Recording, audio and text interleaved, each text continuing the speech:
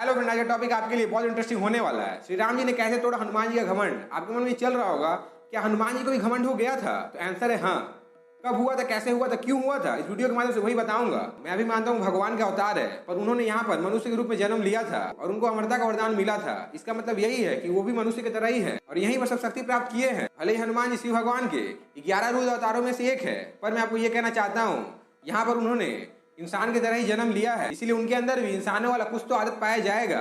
उनके लाइफ में उन्होंने कैसे घमंड किया था और राम जी ने उस घमंड को कैसे तोड़ा, इस वीडियो के माध्यम से वही बताऊंगा। तो चलिए अपने किसी देरी के वीडियो को स्टार्ट करते हैं। आज का स्टोरी बहुत ही सिंपल होने वाला है, कोई टफ स्टोरी नहीं है, कोई कॉम्प्लिकेटेड स्टोरी नहीं है। जैसा कि हर इंसान को पता है कि रामेश्वरम में 2 शिवलिंग पाए जाते हैं, पर इसके पीछे का सच्चाई किसी को पता नहीं है। कहा जाता है उनमें से एक ज्योतिर्लिंग है जो काशी से लाया गया था और दूसरा जो लिंग वहां पर बनाया हुआ है वो राम जी ने अपने हाथों से रेत से बनाया था, इसीलिए दोनों लिंग का पूजा किया जाता है। पर इसके पीछे का जो सच्चाई है, जो कारण है, इसी से हमें ये समझ में आ जाएगा कि हनुमान जी को कैसे घमंड हुआ था। तो चलिए थोड़ा सा मैं आपको रिकैप में लेकर चलता हूँ, आपको भी समझने में आसानी होगी। कहा जाता है जब राम जी को इच्छा हुआ था रामेश्वर में पूजा करने के लिए, तो वहां पर कोई शिवलिंग था नहीं। तो राम जी कहते हैं हमें तो यहाँ पर एक शिवलिंग का दरकार है, अगर हमें शिवलिंग नहीं मिलेगा तो हम शिव भगवान का पूजा कैसे करेंगे, अर्चना कैसे करेंगे। इसीलिए राम जी हनुमान जी को बुलाते हैं और कहते हैं तुम काशी चले जाओ और शिव भगवान से एक ज्योतिर्लिंग मांग कर ले आना, उसको मैं यहाँ पर स्थापित कर दूंगा और उसका ही पूजा करके। कहा जाता है हनुमान जी वहां से उड़ के जाते हैं तो जैसे लग रहा है कि बादल से एक रेखा जा रही है, जैसे कि एक रॉकेट जाता है तो कैसे पीछे परछाई बनता जाता है, बादल को चीरता हुआ जाता है, बस वैसा एक रेखा जा रही है। ऐसा ही समझ में आता है और कुछ दिखाई पड़ता नहीं है। इतना स्पीड में हनुमान जी वहां से जाते हैं। हनुमान जी को अपने ताकत पर थोड़ा सा घमंड आ चुका था। उनके मन में यही चल रहा था कि मेरे अलावा इस काम को कोई कर नहीं सकता है, इसलिए राम जी ने मुझसे कहा है जल्द से जल्द जाऊंगा और तुरंत लेकर आ जाऊंगा और राम जी को कुछ कहने का मौका दूंगा नहीं। पर राम जी तो स्वयं विष्णु भगवान का अवतार रहते हैं, इसीलिए हनुमान जी के भीतर भावना को भाव लेते हैं। उन्हें समझ में आ जाता है कि हनुमान को घमंड हो चुका है, हनुमान का घमंड तोड़ने के लिए कुछ ना कुछ तो करना पड़ेगा। इधर हनुमान जी अभी काशी पहुंचते ही हैं। यहाँ राम जी सुग्रीव से कहते हैं एक काम करो, हनुमान को आने में बहुत देर हो रहा है, मैं इतना देर रुक नहीं सकता हूँ, मैं यहाँ पर एक रेत का शिवलिंग बना देता हूँ और उसी का हम पूजा करेंगे।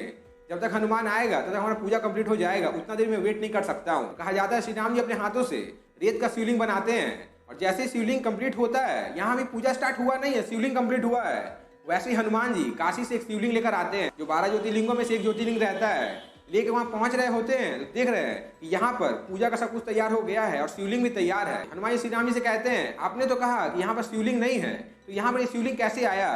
राम जी कहते हैं तुम्हारे आने में देर हो रहा था, इसलिए हमने रेत से एक शिवलिंग बना लिया, अब इस शिवलिंग का हमें कोई जरूरत नहीं है। हनुमान जी कहते हैं अगर आपको रेत का शिवलिंग बनाना था तो आपने मुझे काशी क्यों भेजा और ऐसा क्यों कहा कि काशी से जाकर शिवलिंग लेकर उसी का मैं पूजा करूंगा?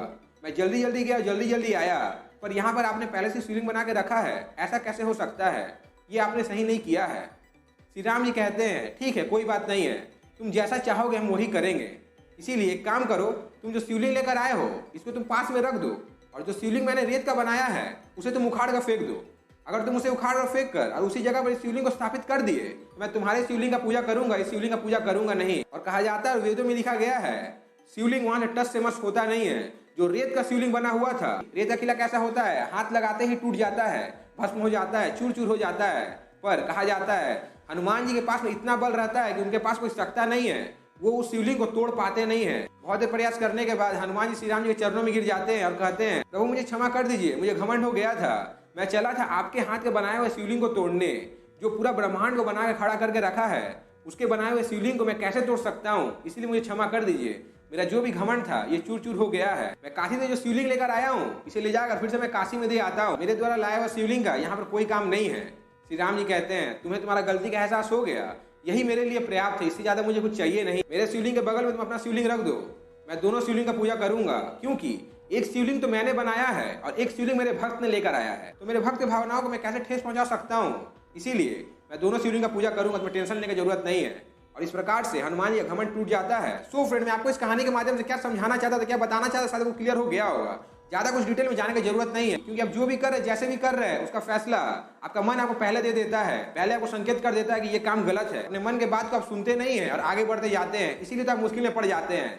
शायद मैं आपको क्या कहना चाहता हूँ समझ में आ गया होगा और वीडियो बनाने का क्या मोटिव था ये को पता चल गया होगा। इस दुनिया का सबसे बड़ा कोर्ट कौन सा, अगर मैं आपसे पूछूं तो आप कहिएगा सुप्रीम कोर्ट है, उससे बड़ा तो कोर्ट कोई है ही नहीं। पर मैं आपको ये कहना चाहता हूँ उससे ही बड़ा एक कोर्ट है, वो आपका मन है, क्योंकि आपका मन आपको तब संकेत देता है जब आप कोई भी गलत काम का शुरुआत करने जाते हैं। उस समय आप उसका बात मानते नहीं है और उसके विपरीत भावनाओं में बह जाते हैं और फंस जाते हैं, इसीलिए आपको कोई बचाने वाला होता नहीं है और लास्ट में आपको हाई कोर्ट और सुप्रीम कोर्ट का चक्कर काटना पड़ता है। अगर आप सबसे पहले अपना मन का बात ही मान लिए तो उतना दूर जाने का जरूरत नहीं पड़ेगा। एक बात अपने लाइफ में हमेशा याद रखिएगा, अगर आपके भीतर ही सब कुछ है तो बाहर जाने की जरूरत क्या है, इसके बारे में मुझे कमेंट सेक्शन में कमेंट कर जरूर बताइएगा। आपका कमेंट का मैं इंतजार करूंगा। आज के लिए बस इतना ही। आपने चैनल पहली बार आए, चैनल सब्सक्राइब कर बेल आइकन को प्रेस करें और वीडियो पहली बार वीडियो को लाइक और शेयर करें। Thank you.